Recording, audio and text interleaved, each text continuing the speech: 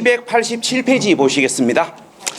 자, 지금부터 양도소득세 계산 관련 내용을 보셔야 되는데 일단 어렵습니다.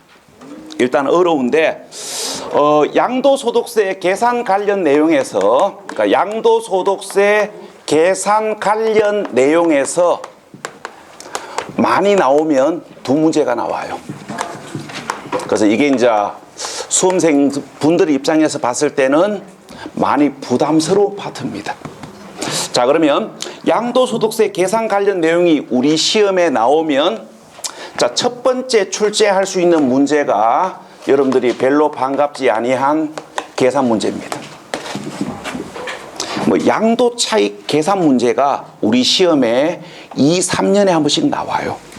그래서 계산 문제를 대비하기 해 가지고 계산 공식을 가능하다면 기억하셔야 됩니다.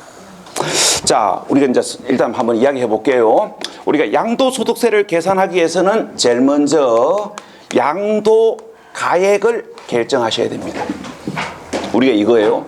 우리가 양도할 당시 시가와 양도할 당시 기준 시가와 실제 양도가액 중 어떤 금액을 양도가액으로 할 것인지 가액 결정 기준을 알고 계셔야 되고, 요게 우리 시험에 나름대로 자주 나옵니다.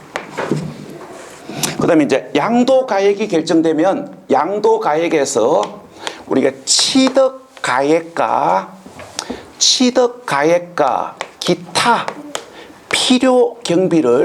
필요경비로 공제하여 양도 차익을 산정하셔야 되고, 자, 양도 차익이 산정되면 우리가 발생된 양도 차익에 대하여 양도소득세를 직접 부과하는 건 아니고 장기간 보유한 자의 양도소득세 부담을 완화시켜주기 위하여 장기 보유 특별공제를 공제합니다. 이 말이에요. 자, 갑은 2001년에 1억에 사가지고 2021년에 2억에 팔았고, 을은 2020년에 1억에 사가지고 21년에 2억에 팔았을 때, 자, 갑하고 을은 산술적 이익은 똑같습니다. 1억. 산술적인 이익이 같다고 갑하고 을에게 동일한 조건으로 세금을 부과하면 장기 보유한 갑이 불리해지는 거 아닙니까? 그동안 배우자한테 구박도 받았을 낀데. 맞지요? 아, 옆집 아저씨는 작년에 사가지고 벌써 1억 올랐다 하는데 당신은 20년씩이나 보유하고 이게 뭐고 합니다. 그 배우자한테 구박도 받았을 끼고 물가 상승률 따지고 대출이자 따지고 그동안 재산세 종부세 낸 거 따지면 갑의 실제 이익은 몇 천만 원밖에 안 돼요. 그런데 똑같은 조건으로 세금을 부과하면 장기간 보유한 자가 불리해지는 거 아닙니까? 그래서 장기 보유한 자의 세금 부담을 완화시켜주기 위하여 양도 차익에서 장기 보유 특별공제를 공제하고 장기 보유 특별공제를 공제하여 계산한 금액을 양도 소득 금액이라고 이야기하고, 양도 소득 금액이 계산이 되면 양도 소득 금액에서 양도 소득 기본 공제를 공제하여 가세 표준을 결정하셔야 되고, 가세 표준이 결정되면 가세 표준에다가 세율을 곱하시면 이게 산출세액이 됩니다.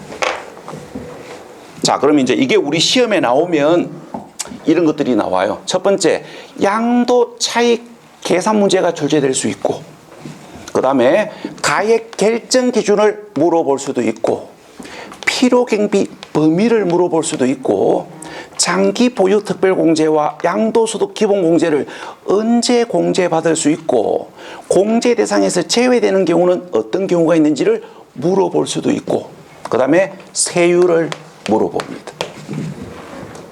이런 것들에서 평균적으로 두 문제가 나와요. 자, 그러면 이제 지금부터 여기 가액 결정 기준부터 보겠습니다. 자, 교재 288페이지입니다. 자, 288페이지 거기 밑에 자, 양도 차익 계산 방법. 자, 읽어볼게요. 교재 288페이지 거기 밑에 정리된 표 보시면 우리가 양도소득세는 실거래 가격으로 부과하는 게 원칙입니다. 자, 그런데 실가 확인 인정되지 않는 경우에는 추계하여 결정하거나 경정하셔야 돼요. 그러니까 추계하여 결정하거나 경정할 때 거기 오른쪽에 양도가액은 머리 글자를 따가지고 매, 감, 기에 의하여 추계를 하셔야 되고, 취득가액은 머리 글자를 따가지고 매, 감, 한, 기에 의하여 추계하셔야 됩니다.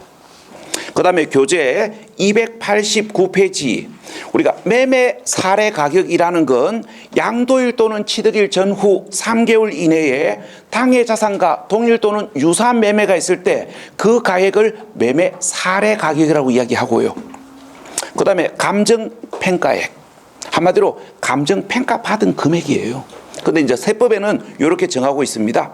양도일 또는 취득일 전후 3개월 이내에 그 둘째 줄 중간에 신빙성이 있는 것으로 인정되는 감정가액이 있는 경우에는 그 감정가액의 평균액을 감정평가액으로 봐요. 자, 그러면 이제 금방 읽어본 이야기를 지금부터 한번 설명을 드려보겠습니다. 자, 지금부터 양도소득세 계산 관련 내용으로 가액 결정 기준을 보셔야 되는데, 자, 예를 하나 들어 나누고 이야기해 봅시다. 자, 갑이 아파트를 매매로 취득해 가지고 매매로 양도하려고 하는데, 자, 취득할 당시 시가가 5억이고 기준 시가가 4억인 아파트를 실제 취득가액은 5억 천인데 매도자의 요구에 의하여 따옴계약서를 작성을 했고, 그래서 매매계약서에 기재되어 있는 취득가액은 4억 3천입니다. 자, 이렇게 취득한 아파트를 시가가 7억이고 기준 시가가 6억인데 실제 양도가액은 6억 9,500에 팔았을 때. 자, 그럼 지금부터 갑의 양도소득세를 계산을 하려면 일단 제일 먼저 양도가액부터 결정하셔야 됩니다. 그러니까 시가와 기준 시가와 실거래가액 중 어느 금액으로 할 것인지를 알고 계셔야 되는데 금방 읽어보셨습니다. 양도소득세는 실거래 가격으로 부과하는 게 원칙이에요. 자, 그래서 실제 양도가액 6억 9,500을 양도가액으로 하고 실제 취득가액 5억 천을 취득가액으로 해가지고 실거래 가격으로 양도소득세를 신고 납부하는 게 원칙이에요. 자, 그러면 실거래 가격으로 양도소득세를 계산해가지고 실거래 가격으로 계산된 양도소득세 신고서를 우리가 세무서에 제출하면 세무공무원은 이 신고서만 제출하지 말고 매매 계약서도 함께 제출하라고 이야기합니다. 자, 물어봅시다. 왜 매매 계약서도 함께 제출하셔야 됩니까? 그 이유는 이겁니다. 신고한 가액이 실거래 가격인지 아닌지를 확인하기 위해서. 우리가 신고 가액이 실거래 가격인지 아닌지를 확인할 수 있는 가장 단순한 방법은 매매계약서예요. 자, 그러면 이제 이 그림대로 이야기하면 문제가 생겼습니다. 어떤 문제가 생겼냐면은 갑의 실제 취득가액이 5억 1,000이라는 사실이 매매계약서에 의하여 확인할 수가 없습니다. 자, 그러면 여기 이제 조건을 답시다. 양도소득세는 실거래 가격으로 부과하는 것이 원칙인데, 자, 다운 계약서를 작성함으로 인하여 실제 취득가액이 5억 1,000이라는 사실이 매매 계약서에 의하여 실거래가액을 확인할 수 없는 경우에는 어떻게 할 거냐 이 말입니다. 우리가 매매 계약서에 의하여 실거래가액을 확인할 수 없는 경우에는 매매 사례가액, 감정가액, 한산취득가액, 기준 시가 순서에 의하여 취득가액을 추계하셔야 됩니다. 자, 그러면 추계와 관련해 가지고 여러분들이 첫 번째 알고 계셔야 될 거 순서입니다. 이 추계 순서를 말로 물어볼 수도 있고 추계 순서를 알아야 계산할 수 있는 문제가 출제될 수도 있어요. 그러니까 추계 순서를 말로 물어보면 이렇게 물어봅니다.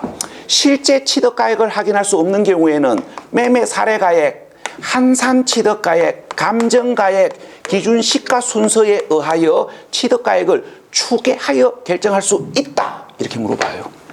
그러면 여러분들은 이 순서가 바뀌었다는 걸 눈치채셔야 됩니다. 순서가 바뀌었잖아요. 그래서 이제 이 순서를 기억하셔야 되는데 머리 글자를 따가지고 매, 감, 한, 기라고 기억하시면 됩니다. 이 순서를 이렇게 말로 물어볼 수도 있고 아니면 계산 문제가 나와요. 이렇게 하는 겁니다. 자, 실제 취득가액을, 그러니까 시험 문제가 이제 이렇게 나오는 거예요. 계산 문제가 나오면 실제 취득가액을 확인할 수 없다고 해놓고는 밑에다가 매매 사례가액이 뭐 예를 들어서 뭐 3억 8천, 감정 평가 받은 금액은 3억 5천, 한산 취득가액은 4억. 이렇게 해놓고 이제 묻습니다. 아래와 같은, 그러니까 양도가액과 취득가액이 아래와 같을 때 양도 차익을 계산하면 얼마인가 이렇게 나와요. 자, 그러면 요 조건대로 계산해 봅시다. 자, 이 조건대로 계산을 해보면, 자, 양도 차익은 얼마입니까? 자, 양도 차익이 얼마냐고 물어보면 일단 계산 공식부터 적으셔야 됩니다. 자, 양도 차익은 양도가액에서 필요 경비로 취득가액과 기타 필요 경비로 공제하면 양도 차익이 산정되는 거 아닙니까? 그럼 계산 공식 적어 놔놓고 갖다가 이제 집어넣으시면 됩니다. 양도 가격 얼마입니까? 우리가 양도소득세는 실거래 가격으로 부과하는 것이 원칙이고 실거래 가액을 확인할 수가 없는 경우는 추계하셔야 돼요. 이걸 양도 가격으로 이야기하면 양도 가액은 실제 양도 가액을 양도 가액으로 보는 것이 원칙이고 실제 양도 가액을 확인할 수 없으면 추계하셔야 됩니다. 그러면 자, 이 그림대로 이야기하면 실제 양도 가격 확인할 수 있지요. 그러니까 실제 양도 가액을 확인할 수 없으면 추계를 해야 되는데 실제 양도 가액을 확인할 수 있기 때문에 실제 양도 가액 6억 9,500을 양도 가액으로 하셔야 되고 그럼 취득 가액은 얼마입니까? 자, 일단 문제 조건에서 실제 취득 가액이 얼마인지를 확인할 수가 없다고 조건이 주어졌으니까 취득 가격을 매, 감, 한, 기 순서에 의하여 추계를 해야 되는데 추계 1순위는 매매 사례가액 아닙니까?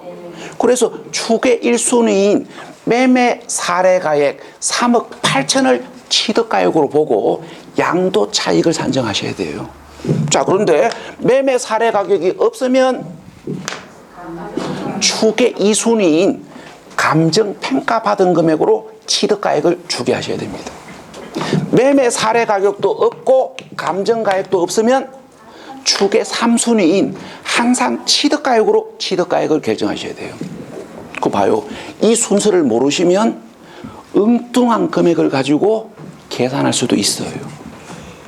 그래서 이 순서를 무조건 잡으셔야 됩니다. 매감 한 기. 그럼 여기서 매매 사례 가격이 뭐고 감정가액이 뭔지를 조금 전에 여러분들 교재에서 읽어보셨는데, 자, 이 그림을 가지고 한번 이야기를 해봅시다. 자, 우리가 이제 조금 전에 봤던 이야기.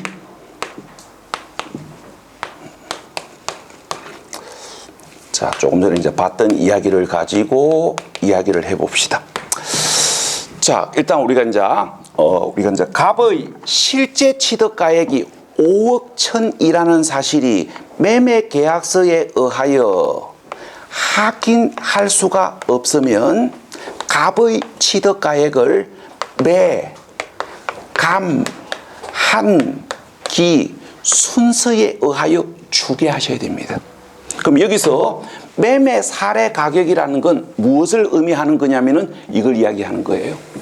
자, 갑이 을로부터 아파트를 취득하기 전 3개월 이내에, 취득한 후 3개월 이내에 갑이 을로부터 취득한 아파트와 동일 아파트의 매매가 있는 경우 그 가액을 매매 사례 가액이라고 이야기합니다.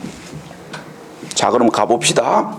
거래 시기가 비슷하고 동일한 아파트이면 이 거래 가격과 이 거래 가격은 비스무리하겠지요. 그래서 실제 취득가액이 5억 1,000이라는 사실이 매매 계약서에 의하여 확인할 수가 없는 경우에는 이 매매 사례 가액을 갑의 취득가액으로 추계한다고요. 요게 매매 사례 가액입니다. 자, 여기까지가 여러분들이 기본적으로 알아야 될 이야기예요. 자, 여기까지는 이제 기본적으로 잡으시고 교재 311페이지입니다. 자, 교재 311페이지.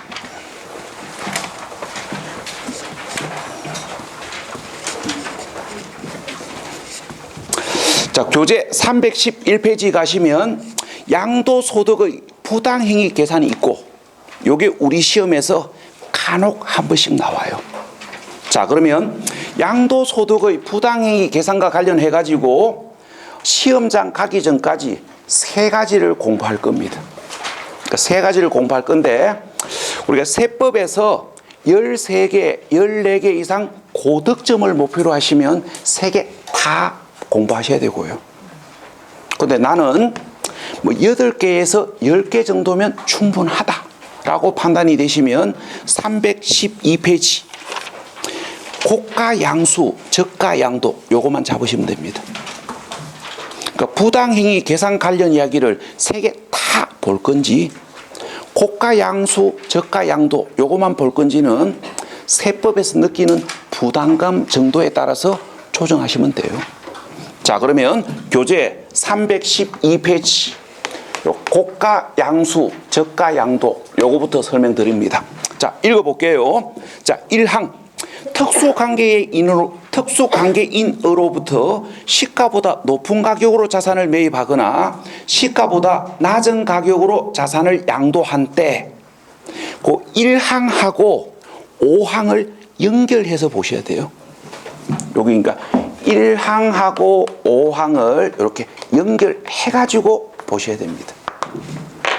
자, 특수관계인으로부터 고가로 매입을 하거나 특수관계인에게 저가로 양도한 이 행위가, 자, 5항에 조세를 부당하게 감소시킨 것으로 판단이 되면 취득가액 또는 양도가액은 실거래 가격으로 계산하는 것이 아니고 시가로 계산한다. 그 다음에 3항입니다. 조세를 부당히 감소시킨 것으로 인정되는 경우란 시가와 거래가액의 차익이 3억 이상이거나 시가의 5% 이상인 경우에 한정한다. 자, 그러면 금방 읽어본 이야기를 지금부터 정리를 하면 이렇습니다. 자, 금방 읽어본 게 부당행위 계산 부인 규정 원입니다. 앞으로 시험장 가기 전에 1, 2, 3를 볼 겁니다. 자, 오늘은 계산 부인 규정 1부터 보겠습니다. 자, 특수 관계에 있는 자로부터 시가보다 높은 금액으로 고가로 취득하거나 특수 관계에 있는 자에게 시가보다 낮은 금액으로 저가 양도를 했을 때 취득가액과 양도가액은 자, 여쭤봅시다. 실거래가액으로 계산합니까? 시가로 계산합니까? 시가로 계산한다고 생각하셨으면 낚이신 겁니다. 고가 취득했다고 저가 양도했다고 무조건 시가 아니에요.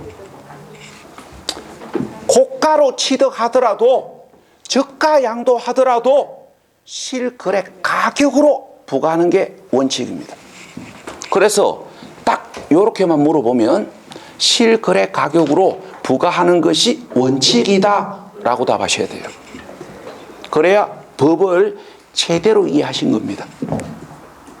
자, 그런데 이제 조건이 붙습니다.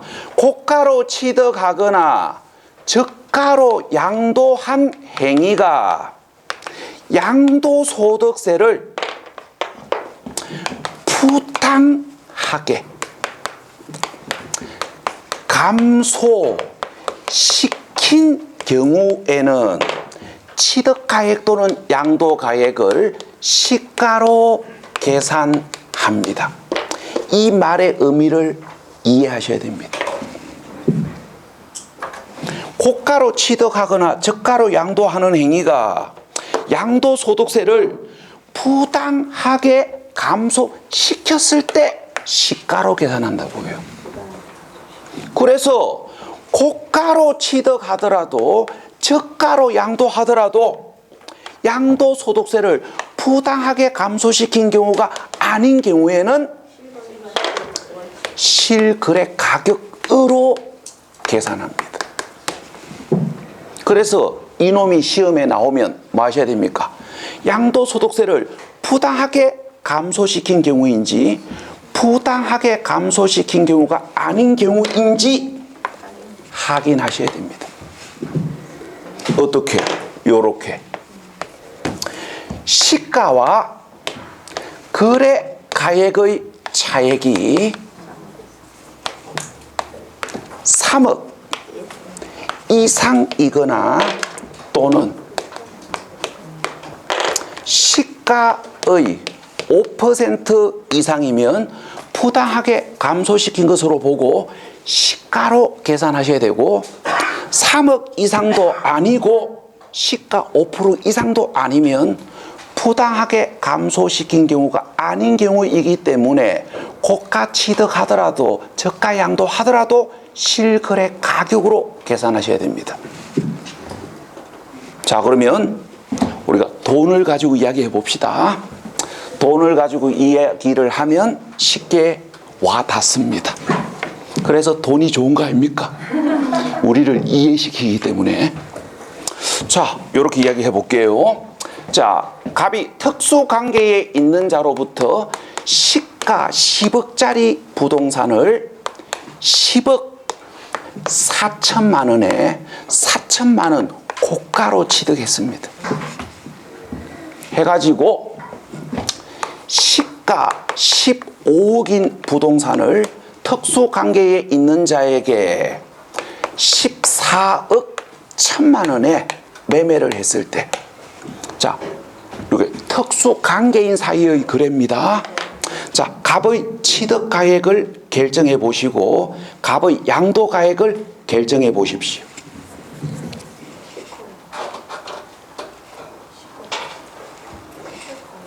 자, 일단 취득가액부터 결정해 봅시다.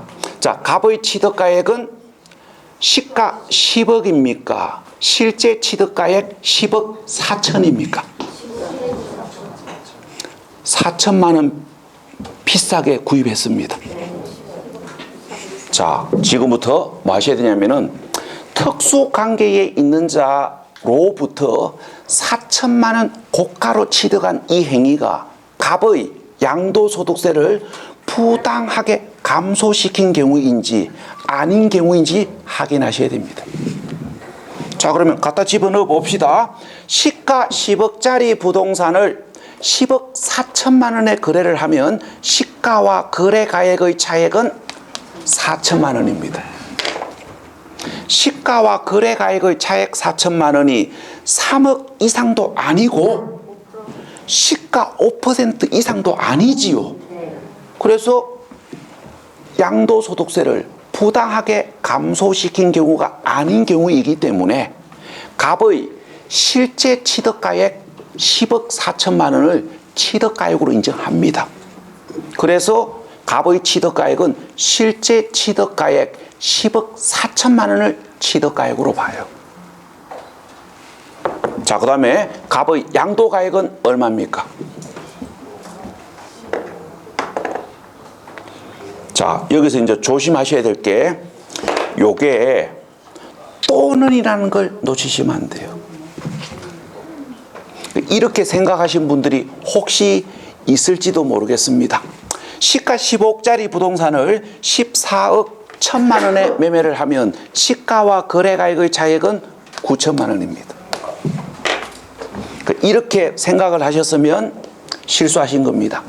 시가와 거래가액의 차액 9천만 원이 3억 이상이 아니기 때문에 조세 부담을 부당하게 감소시킨 경우가 아닌 경우이라고 생각하셨으면 요게 또는이라는 걸 놓치신 거예요. 시가와 거래가액의 차액 9천만 원이 3억 이상은 아니지만 시가의 5% 이상 아닙니까?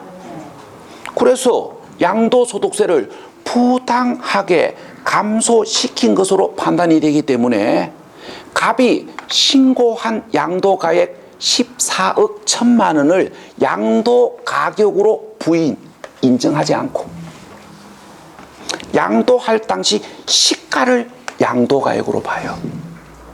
그래서 갑의 양도가액은 시가 15억. 요게 구분이 되셔야 돼요. 근데 문제는 이게 이제 시간이 조금 지나서 이걸 물어보면 요게 또는이라는 걸 깜빡하고 문제를 푸시는 분들이 계십니다.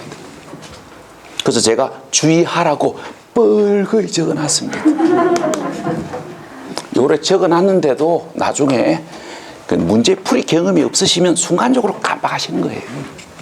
그래서 우리가 이 세법은 문제풀이 경험을 어느 정도 쌓으셔야 내가 알고 있는 이야기가 명확해지기 때문에 원하는 점수가 나와요.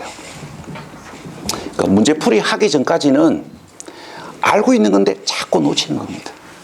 그래서 모의고사를 보시면 상상 이하의 점수가 나옵니다. 나는 막 내 나름대로 뭡니까? 열심히 공부했다고 생각하고 5월달 모의고사를 봤는데 3개밖에 답을 못 찾습니다. 죄송한데 찍어도 그 점수는 나옵니다. 맞지요? 3번 다 찍어도 3개입니다. 참 나는 막 열심히 풀었는데 답이 3개밖에 안 나와요.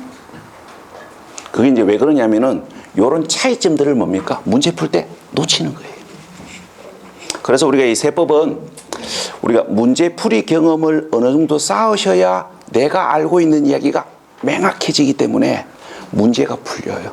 그래서 지금은 아니고 그러니까 일단 1, 2월 달은 수업 위주로 가시고요. 그 다음에 이제 3월 달부터는 가능하시면 그 기출 문제 정도를 먼저 좀 풀어보셔야 됩니다. 빠르면 3월 달, 늦으면 5월 달 정도 되면 기출 문제 정도를 좀 풀어보셔야 돼요. 그래야 여러분들이 공부 방향이 명확해지기 때문에 실력이 쑥 올라갑니다. 자, 그 다음에 교재 310페이지입니다. 자, 교재 310페이지. 자, 4번에 2월 가세. 자, 읽어보고 이야기할게요. 자, 교재 310페이지 4번 2월 가세. 자, 적용 요건입니다. 배우자 또는 직계 존비속으로부터 증여받은 재산을 5년 이내 양도하여야 한다. 5년 이내 동그라미 하시고, 그 다음에 2번 토지, 건물, 부동산을 취득할 수 있는 권리, 시설 이용 회원권에 한하여 2월 가세를 적용한다. 그 다음에 오른쪽 갈로 4번 우리가 2월 가세로 판정되면 취득 가격은 어떻게 계산한다. 그 배우자 또는 직계 존비속의 취득 당시 가액으로 한다.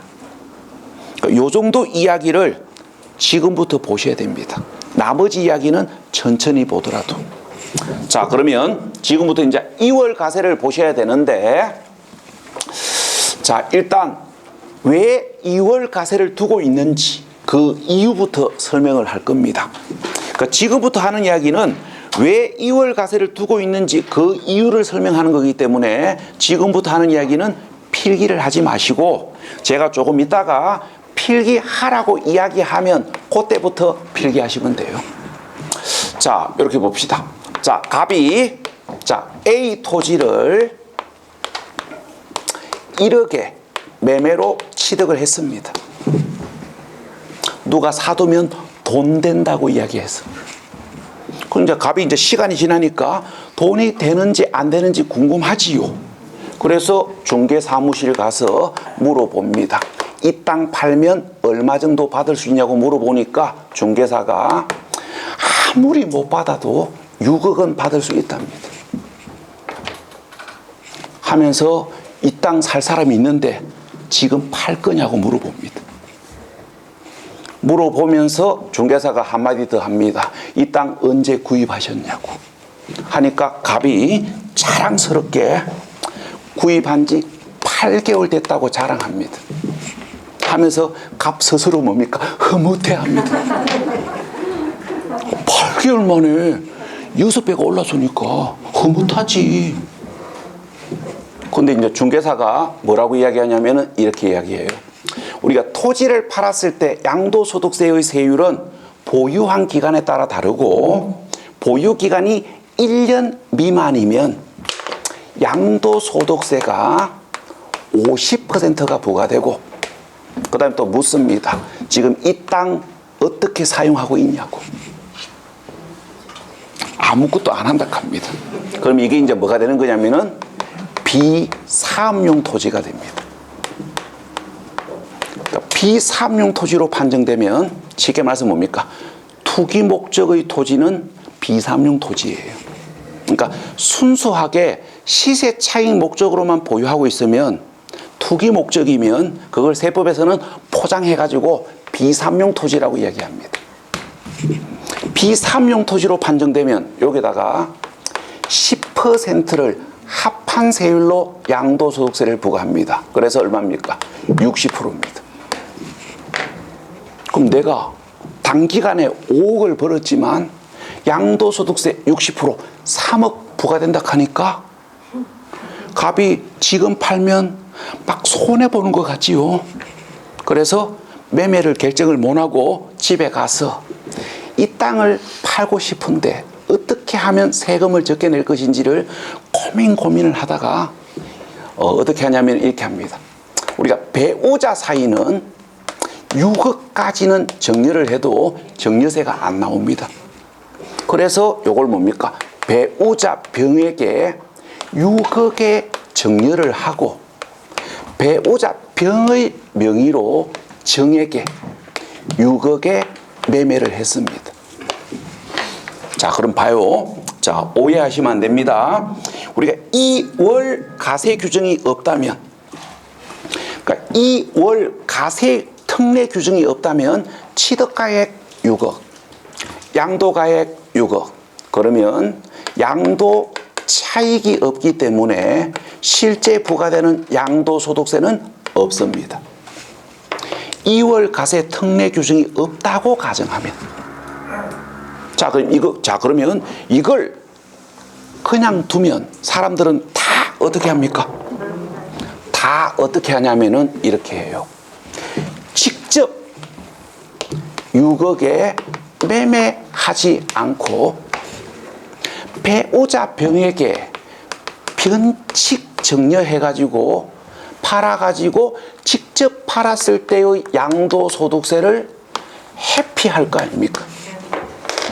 이걸 그냥 두지 않겠다는 얘기입니다. 이렇게 잔벌이 굴리는 걸 두고 보지 않겠다는 얘기예요. 그래서 2월 가세를 두고 있습니다. 자, 지금부터 필기하시면 돼요. 자, 그러면 자, 지금부터 이제 2월 가세를 설명을 드립니다. 2월 가세를 왜 두는지 이유는 설명을 드렸고, 자, 지금부터 2월 가세를 설명하면 자, 이렇게 됩니다. 우리가 배우자 또는 직계 존비속으로부터 증여받은 부동산을 취득할 수 있는 권리, 시설 이용회원권을 증여받은 날로부터 5년 이내에 양도를 하면, 결론 2월 가세합니다. 우리가 이제 기본 조건이 이렇게 되는 거예요. 우리가 배우자 또는 직계 존비속으로부터 증여받은 부동산을 취득할 수 있는 권리, 시설 이용 회원권을 증여받은 날로부터 5년 이내에 양도를 하면 2월 가세합니다. 그 세법에서 이렇게 보는 거예요.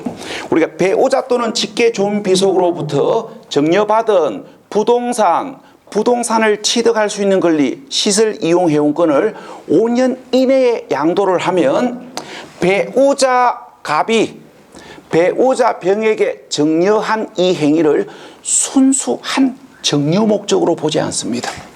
쉽게 말해가지고 배우자 병이 이뻐서 준 게 아니라고요. 이뻐서 증여한 게 아니고 뭐 하려고? 직접 팔았을 때, 그러니까 직접 팔았을 때의 양도소득세를 회피하기 위해 가지고 변칙 증여 양도한 것으로 봐요. 그래서 배우자 또는 직계 존비속으로부터 증여받은 부동산 또는 아파트 분양권 등을 증여받은 날로부터 5년 이내에 양도하면 2월 가세를 하고, 우리가 2월 가세를 하기 위하여 증여받은 자 병의 양도 가액에서 공제할 취득 가액을 어떻게 결정하냐면은 이렇게 결정합니다. 증여받을 당시의 가액, 그러니까 증여받을 당시의 가액 6억을 취득 가액으로 인정하지 않고 증여한 배우자 갑의 취득할 당시 가액 1억을 취득 가액으로 봐요. 그러니까 이 그림대로 이야기하면 증여받은 자 병의 양도 가액 6억에서 공제할 취득 가액을 어떻게 결정하냐면은 증여받을 당시 가액 6억을 취득 가액으로 인정하지 않고 증여한 배우자 갑의 취득 당시 가액 1억을 취득 가액으로 간주해요. 그래서 배우자 병에게 이 조건대로 계산합시다. 배우자 병에게 양도 차익이 5억이 발생된 것으로 계산이 되고, 양도일 현재 보유기간이 1년 미만이고 비삼용 토지로 판정이 되면 양도소득세가 60% 부과될 끼고, 그 다음에 배우자 병이 배우자 갑으로부터 증여에 의하여 취득한 사실에 대하여 배우자 병에게 취득 관련 조세가 약 4% 부과됩니다. 뭐 취득세, 지방교육세, 농특세 해가지고 취득 관련 조세가 약 4% 부과돼요. 4,6은 24, 2,400만 원.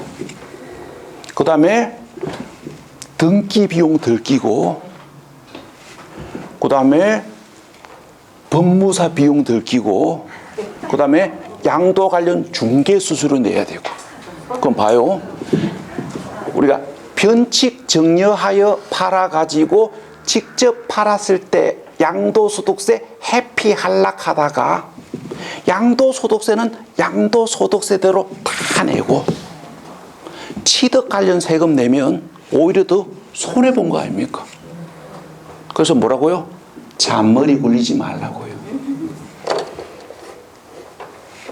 자, 그러면 자, 지금부터 여러분들은 두 가지를 잡으셔야 됩니다. 자, 첫 번째 잡으셔야 될 거, 언제 2월 가세합니까?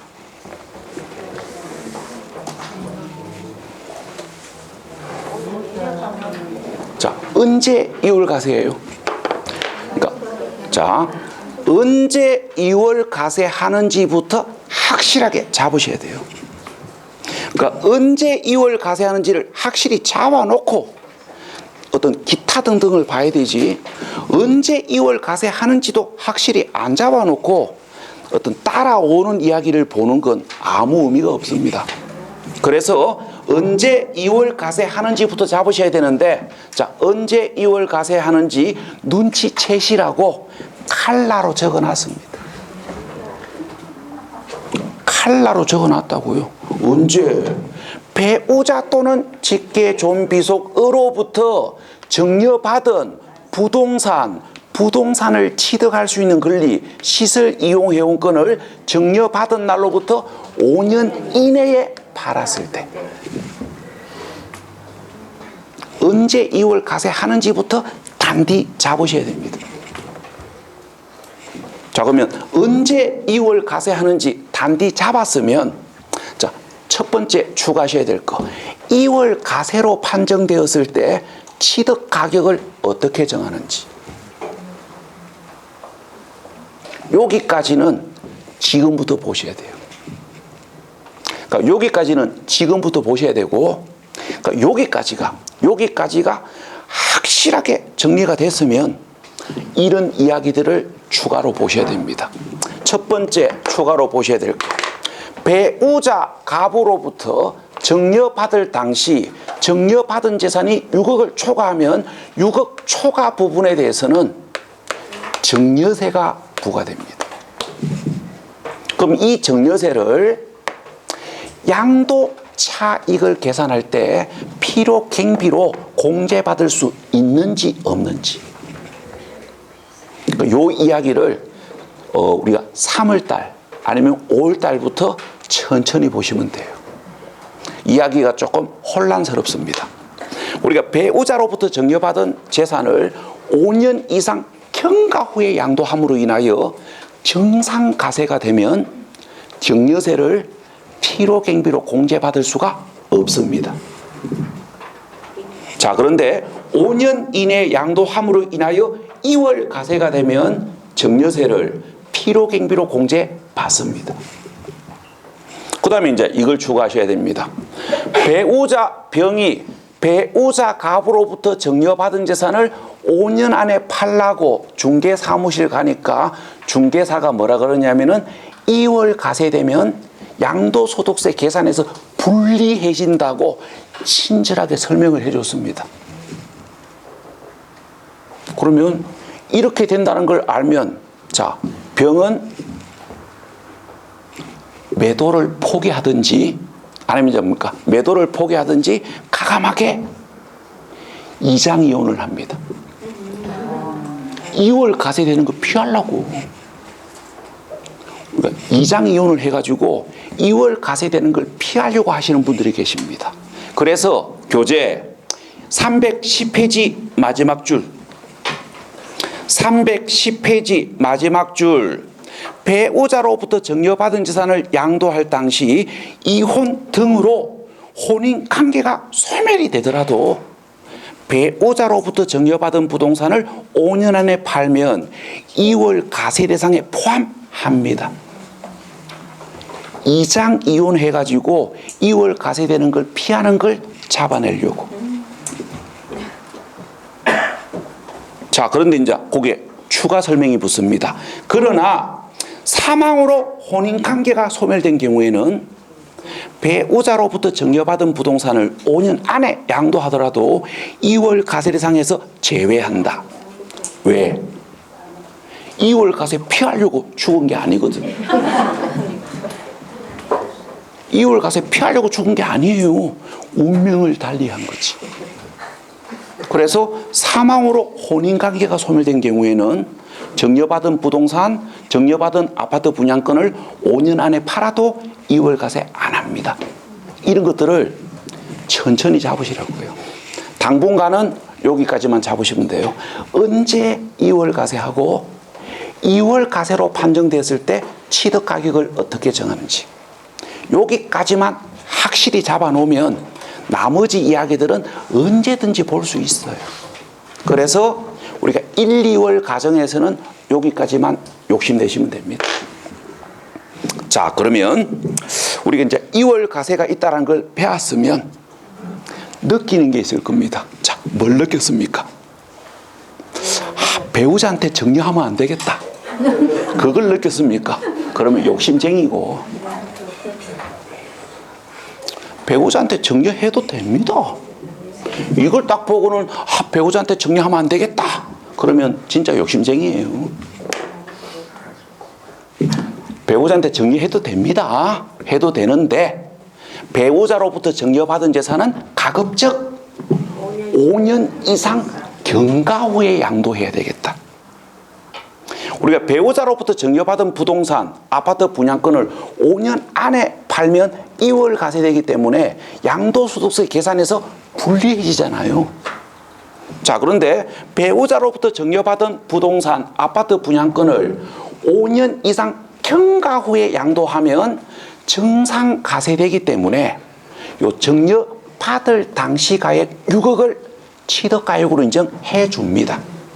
그래서 배우자 또는 직계존비속으로부터 증여받은 재산은 가능하다면 증여받은 날로부터 5년 이상 경과 후에 양도하셔야 됩니다. 자, 그 다음에 우리 시험하고는 관계없는 이야기를 좀 해봅시다. 이 2월 과세를 역으로 이용하면 절세 수단이 됩니다. 이 2월 과세를 역으로 이용하면 절세 수단이 된다고요. 자, 봐요. 내가 부동산을 하나 샀는데 가격이 많이 올랐다. 근데 지금 당장 팔 생각 없고 최소 5년 후에 팔 생각이다. 그러고 앞으로도 가격이 더 오를 것 같다. 그러면 현 시점에서 뭐 하셔야 됩니까? 절세를 생각하신다면 배우자한테 증여하셔야 됩니다.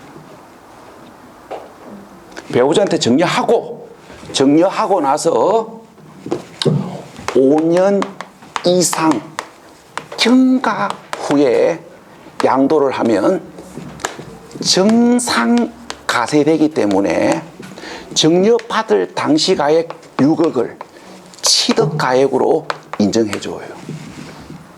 그럼 이렇게 합시다. 배우자에게 6억의 증여를 했고 배우자 가부로부터 증여받은 날로부터 5년 이상 경과 후에 9억에 팔았다고 가정을 해봅시다. 그럼 이걸 갑이 우리가 직접 9억에 팔았을 때 하고 배우자 병에게 6억에 증여하고 5년 경과 후에 9억에 팔았을 때 양도소득세가 부과되는 양도 차익 규모가 확 달라집니다. 우리가 직접 9억에 양도를 했다면 양도 차익이 8억 아닙니까? 양도 차익 8억에 대해서 양도소득세가 최소 3억 정도 나와요. 8억씩이나 벌었기 때문에 3억. 자, 그런데 배우자 병에게 6억에 정려하고 5년 이상 경과 후에 양도하면 정상가세되기 때문에 배우자 병의 양도가액 9억에서 공제할 취득가액은 정려받을 당시 가액 6억을 취득가액으로 봐요. 그러면 실제는 8억을 벌었지만 양도소득세가 부과되는 양도차익은 3억밖에 안 되잖아요. 봐요. 절세가 되잖아요. 그래서 가격이 많이 올랐는데 5년 안에 팔 생각이 없다면 현 시점에서 배우자에게 일단 정려하고 5년 경과 후에 양도하면 직접 파는 것보다는 엄청난 절세가 됩니다. 자, 그런데 단점이 하나 있습니다. 배우자한테 정려했는데 배우자가 한 달 후에 우리 헤어지자 하면 아주 당황스럽습니다. 이런 단점은 있어요. 자, 여기까지가 여러분들이 가액 결정에서 참 아셔야 될 이야기들입니다. 금방 제가 이 5년 경과 후 절세 이런 것들은 그냥 재미삼아 이야기한 거고, 여러분들은 가액 결정 기준만 정확하시면 돼요. 우리가 양도소득세는 실거래 가격으로 부과하는 것이 원칙이고, 실거래 가액을 확인할 수가 없을 때는 매감 한 기 순서에 의하여 추계를 하셔야 되고, 그 다음에 특수관계인으로부터 고가로 취득하거나 저가로 양도했을 때는 어떻게 된다? 양도소득세를 부당히 감소시킨 경우에는 시가로 계산하고, 부당하게 감소시킨 경우가 아닌 경우에는 실거래가액으로 계산하고, 그 다음에 배우자로부터 정려받은 부동산을 5년 안에 양도함으로 인하여 2월 가세로 판정이 되면 정려받을 당시 가격을 취득가액으로 보지 않고 정려한 배우자의 취득 당시 가액을 취득가액으로 본다. 여기까지를 가액 결정 기준으로 필히 잡으셔야 됩니다. 자, 수고하셨고요. 잠시 쉬었다가 다음 파트로 가겠습니다.